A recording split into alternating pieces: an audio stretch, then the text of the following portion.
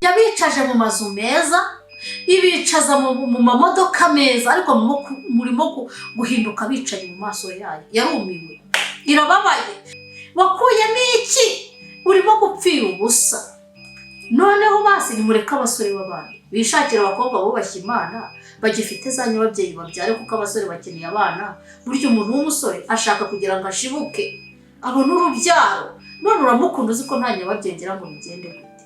Bagabo namwe bashatse mukabura urubyaro, mwiryama ngo babeshye ngo mu masengesho. Ishaka n'uwo mugore wasanga arimo kukubeshya, mujyane kwa muganga barebe ko agira nyababyeyi.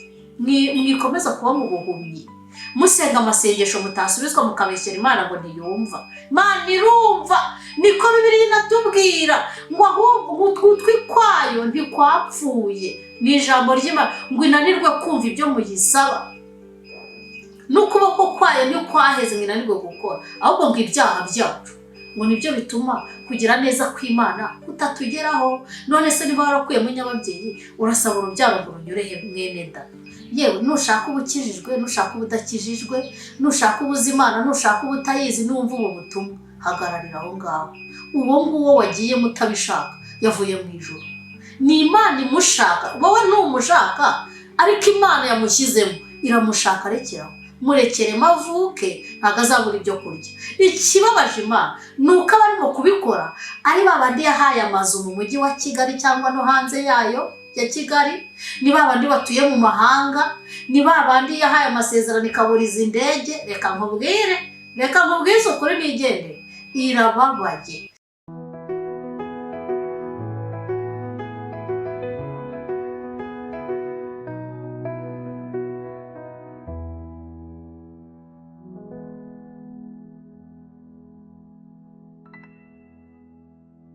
Muraho neza, Yesu Kristo nashimwe cyane. Mbanje kubasuhuza mu izina rya Yesu, nshimira abantu bakoze subscribe, ndashimira abantu mukomeje kumurikirana rwose. Imana ibambere imigisha myinshi n'amahoro menshi. Reka rero dutangize isengesho. Mana ya Aburahamu, ni wowe urebera hose icyarimwe. Tugiye kuvuga ibyawe, ntaba ari twahubwo izina ryawe rihabwe icyubahiro. Ufasha abantu kumva ibyawe, kandi abihana bihane, abakizwa bakizwe, bajye mu ijuru mu izina rya Yesu Kristo, amen. Murakoze, mbazaniye ubutumwa. Ndagira ngo mbabwire yuko Imana yabantumyeho cyane cyane abantu bubatse ingo, cyane nibo ndi bwibandeho cyane. Nagira ngo mbabwire yuko Imana yabagaye.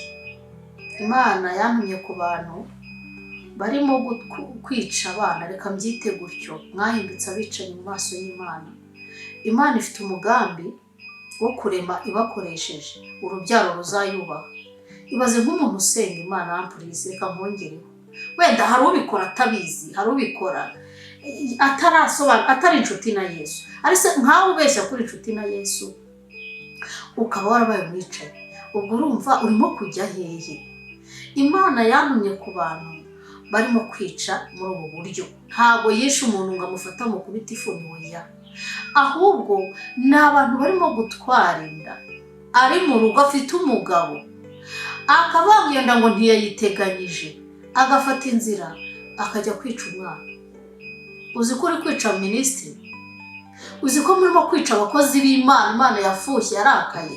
Murimo murakora ibyaha nkana, murimo murica, ukajya hari ukaririmba uvuye gukuramo inda, ukajya muri korali kwa muganga ntiwayiteganyije. Reka nkubwire, njye mfite ubuhamya. Reka mbaheho gatoya, nubwo ntari nabiteguye.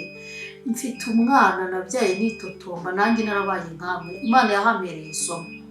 Naritotombye ngira umujinya, ndarakara ngo sinabiteganyije. Njyewe nabitewe n'intambara, nzagaruka mbaheho ubwo buhamya. Yewe reka nkubwire, nabyaye mu umwana uri kwica, aruta abana bose ufite.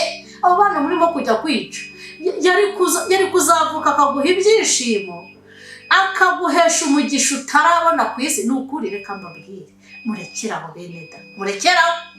N'undi uyifite, wari ufite ingingimira, garukira mu nzira. Murimo kwica abanyamugisha, murimo kwica abana b'amasezerano, murimo kwica abana bazakorera Imana, murimo kwica abana bazabahesha ama etaje. Mwebwe murabizi.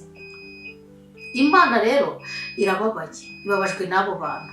Yewe nushaka ubukijijwe, nushaka ubudakijijwe, nushaka ubuzimana, nushaka ubutayizi, numva ubu butumwa, hagararira aho ngaho. Uwo nguwo wagiye mutabishaka yavuye mu ijuru. Ni Imana imushaka, wowe ntumushaka, ariko Imana yamushyizemo iramushaka. Rekeraho, murekere mavuke, ntago azabura ibyo kurya. Ikibabaje Imana nuko abarimo kubikora ari babandi yahaye amazu mu mujyi wa Kigali cyangwa no hanze yayo ya Kigali, ni babandi batuye mu mahanga, ni babandi yahaye amasezerano ikaburiza indege. Reka nkubwire ukuri nigende, irababaye. Yabicaje mu mazu meza, ibicaza mu mamodoka meza, ariko murimo guhinduka bicaye mu maso yayo. Yarumiwe, irababaye. Mbese niba umukene afite abana 5, wowe ukaba ufite 3, ukanga kubyara wa 4 kandi ufite inzu nziza muri uyu mujyi Imana yiguhaye, urumva itaje ikayiguturumburamo ikicazamo wa mukene wemeye kubyara? Uzi ko Imana ije kubusanya ibintu. Niba mutayumviye, mbabwiza ukuri, nimuntera amabuye, ariko nimushaka ariko umuntu yantera ngende narayamenyereye. Ariko nagira nkubwire ngo niba urimo gutinya ugakora ibyo bintu, yaraguhaye amasezerano ikayasohoza, ukaba urimo kwanga kuyiha urubyaro, urabeho. Sindi kumwe nawe. Yarambwiye ngo nze mbabwire ngo irababaye. Urafata ibiryo ukabimena muri puberi, ukanga kubyara umwana ngo ntiwamuteganyije ngo azarye bya biryo. Izabishyira abakene bemeye kubyara bafite abana babuze icyo babaho. Uko ni ukuri ngo haye ubutumwa. Niba uzi ko wakoze iryo bara ugafata inda ukayikuzamo ngo ntiwayiteganyije, jya kwihana hakiri kare. Genda wihane, ni icyaha kizakubuza ubugingo, ntuko uzajya mu ijuru. Ukuri kose icyo ndakibabwiye. Umuntu wagiye bakamukuramo inda ngo ntashaka kubyara, ndamukomeje, ariko nagenda yihane. Wasanga pasiteri, wasanga nde, ahantu uri bwihanire simpazi, ariko genda wihane nyamuneka hakiri kare. Genda wihane amazi atararenga inkombe. Impanda nivuga byibura wenda uzatahe mu bwami, ariko utarihana icyo kintu ntabwo uzajyayo. Ikindi ndagira ngo mbwira abakobwa, yemwe bakobwa mwananiwe kwifata, munaniwe gusenga Imana ngo bakize amarari y'ubusambanyi, ukasambana ukajya muri korari ugatwita, ukiherera ugakuramo inda, ugakuramo inda ya mbere, ugakuramo iya kabiri, ugakuramo iya gatatu, ugakuramo iya 4, bakazagukuramo nyababyeyi. Umukobwa agakurwamo nyababyeyi atarashaka. None ubwo urimo urajya he? Warangiza ukabeshya umusore w'abandi ngo uri umukobwa kandi nta nyababyeyi ugira. Reka mbabwize ukuri, basi se wahindutse washatse undi muntu udashaka abana, ukareka kujya kubabaza umwana w'Imana ngo uri umukristo wa muri korari kandi nta nyababyeyi ugira kubera ibyaha. Mwaretse kumenyera ibyaha mukakunda Yesu. Umukobwa akabakujemo nyababyeyi, agakomeza agakundana n'umusore bagashakana, bamara gushakana bakabura urubyaro, akajya abeshya umusore ngo baramuroze, ngo ba nyirasenge barushye, akabeshya umusore ngo ni umurozi, ngo wamuroze ngo mu bishyingiranwa. Niko bite byanyu? Imana irababaye. Ukajya mu byumba by'amasengesho ukarushya abakozi b'Imana ngo nibagusabire urubyaro, ruranyura he nyababyeyi ntayihari kubera ibyaha? Kandi murakorera ibyaha mu nzu y'Imana, aho ngaho ni n'ibihano. Ntabwo umukobwa azakuramo inda 5, 6 nyababyeyi ngo igumemo, bayikuramo kuko igera igikananirwa ashwanyagurika. Ese ubundi utwaye ukayibyara wabiki ko n'ubundi uba wiyemeje gukora icyaha? Uwo muziranenge, abo baziranenge muri kubahora iki? Ndabasabye bantu ubwo bwoko uko ari bubiri, abantu bubatse ngo barimo kwica abana ngo batwaye inda zitateganijwe. Nubwo urimo kuvuga ngo bireme ngo nitegeko, ariko iry'Imana uzaricikira hehe? Abakobwa nabo barimo gukuramo za nyababyeyi, bakabeshya abasore urukundo. Uri mwiza nibyo, ubwiza bwawe bupfushije ubusa, uragenda urabutanga kandi nta n'ikintu banaguha, urimo gupfira ubusa, byibura nta n'inyungu wakuyemo, nta kadasitere washyize hariya ngo ujye uyireba ubuti. Nubwo wenda nabuze nyababyeyi ngo mbyara abana, ariko mu byaha nakuyemo kadasitere. Wakuyemo iki? Urimo gupfira ubusa. Noneho basi nimureke abasore b'abandi bishakira abakobwa bubashye Imana, bagifite za nyababyeyi babyare, kuko abasore bakeneye abana. Burya umuntu w'umusore ashaka kugira ngo ashibuke abone urubyaro, none uramukunda uzi ko nta nyababyeyi ngira ngo bigende gute? Bagabo namwe bashatse mukabura urubyaro, mwiryama ngo wabeshye ngo mu masengesho, ishaka n'uwo mugore wasanga arimo kukubeshya, mujyane kwa muganga barebe ko agira nyababyeyi. Mwikomeza kuba mu buhumyi, musenga amasengesho mutasubizwa, mukabeshyera Imana ngo ntiyumva. Imana irumva, niko Bibiliya inatubwira ngo ahubwo ugutwi kwayo ntikwapfuye, ni ijambo ry'Imana, ngo inanirwe kumva ibyo muyisaba, n'ukuboko kwayo ntikwaheze ngo inanirwe gukora, ahubwo ngo ibyaha byacu ngo nibyo bituma kugira neza kw'Imana kutatugeraho. None se niba warakuyemo nyababyeyi urasaba urubyaro ngo runyure he mwene da? Niba uzi ahubwo banza wihane icyo cyaha, uniyakire kameme. Abo wagomba kubyara warabishe kandi uzanabihanirwa. Ibaze kuzahanirwa icyo cyaha cyo kwica, noneho upfanye n'agahinda ko kutazabona umwana, noneho hari n'undi uri kwangiza ubuzima bw'ukeneye gushibuka. Mwakwihane, nimwihane. Noneho numara kwihana basi wenda Imana ifite ubundi buryo izanyuzamo ikabasubiza, ariko mutagomeje no gucumuza n'abandi. Imana rero duhana umugisha. Nagira ngo nsaba abagore batinyutse bakajya gukuzamo inda ngo abo bana ntibabateganyije, mwihane hakiri kare, kuko igihe cyo kwihana kigiye kurangira. Ni ukuri ndabibabwiye, igihe cyo kwihana kirarangiye. Uwihana niyihane, uwera niyere, kubera yuko hari igihe kigiye kuza ubura aho wihanira. Ikindi, umugisha ufite warakoze iryo bara, wazisanga nta kintu kigira, kuko Imana irababaye, yararakaye. Wazisanga iyo nzu wicayemo yaragiye yaricayemo undi wubashye Imana. Wazisanga iyo modoka ugendamo ugenda warakuyemo inda ngo ntiwayiteganyije. Uwo munyamugisha nubwo wajugunye umugisha, ariko n'ibyo ufite ikabikunyaga kubera umubabaro ifite. Yabiguhaye kugira ngo ubirereshe abana, none uri kwanga kubarera ukajya kubakuzamo ngo ntiwabateganyije. None se ubwo urumva ari wowe uri Imana wakora iki? Imana rero ibahe gukizwa, Imana ibahe kwihana.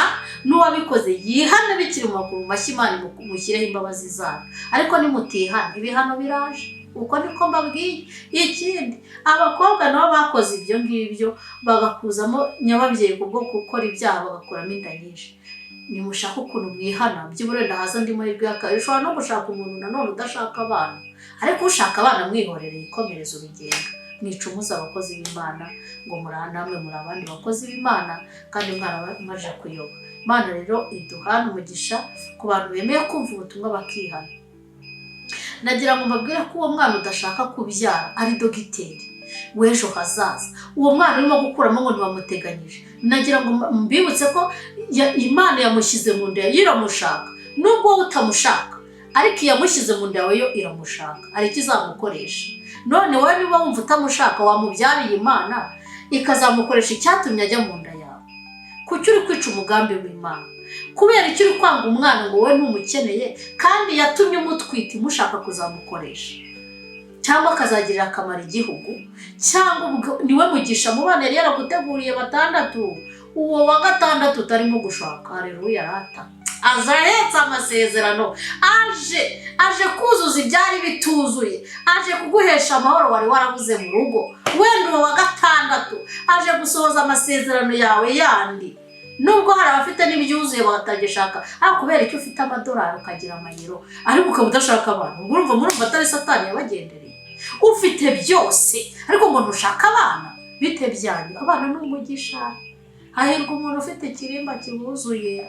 Reka ndekera ahangaha, uwumva yumvishije, nuko uwera agumye yere, uwanduye yandure, gusa ko umwami azaza. Imana iduhana umugisha. Urakoze Mana ko uhaye abantu amatwi yumva. Abantu ujye ubaha kumvira mu mwuka, ntibakumvire mu mubiri ngo baze kudutuka no kutubwira nabi, ahubwo bajye bumva imitima yabo ihita ica bugufi.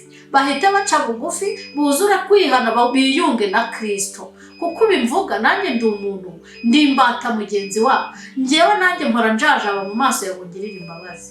Rero nabo ubababarire abemera kwihana, n'abinangira imitima. Mana ugira ukuntu basura, bamenye neza yuko bakwiriye kwihana, tukazabona mu maso y'Imana.